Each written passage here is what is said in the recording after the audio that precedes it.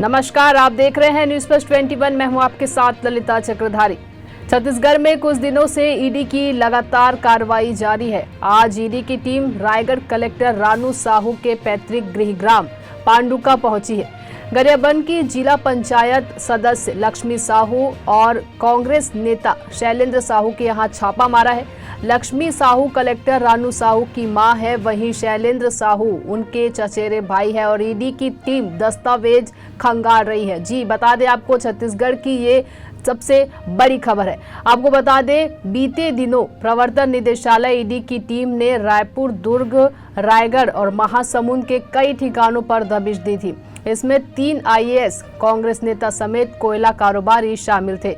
IAS Sameer Bishnoi समेत 3 अन्य को विशेष अदालत ने 8 दिनों की रिमांड पर भेजा है। वहीं कोयला कारोबार में वित्तीय लेन देन और मनी लॉन्ड्रिंग की जांच कर रहे प्रवर्तन निदेशालय ने समीर बिश्नोई, कोयला कारोबारी सुनील अग्रवाल और फरार चल रहे सूर्यकांत तिवारी के चाचा लक्ष्मीकांत तिवारी को कोर्ट में पेश किया था। वहीं बीते दिनों रायगढ़ कलेक्टर रानू साहू के रायगढ़ स्थित सरकारी बंगले में ईडी की टीम ने जांच की थी। इस दौरान आईएएस रानू साहू भी साथ रही है। बता दें कि रायगढ़ कलेक्टर के सरकारी आवास को ईडी ने सील कर दिया था। रानू साहू ने ईडी को मेल कर सरकारी बंगलों को अनसील करने का अनुरोध किया था, जिसके बाद ईडी की टीम और रायगढ़ कलेक्टर रानू साहू कलेक्टर बंगले पहुंचे थे। वहीं आज ईडी की टीम उनके पैतृक गृहग्राम पांडुका पहुंचकर दस्तावेज की जांच कर रही है। वहीं प्रवर्तन निदेशालय की छापेमारी में कारोबारी सूर्यकांत तिवारी को घोटाले का मास्टरमाइंड माना गया है। बता दें आपको, फरार सूर्यकांत की तलाश में ईडी ने उनके करीबी लोगों के ठिकानों तक पहुंच रही है। वहीं 11 अक्टूबर से शुरू हुई कार्यवाही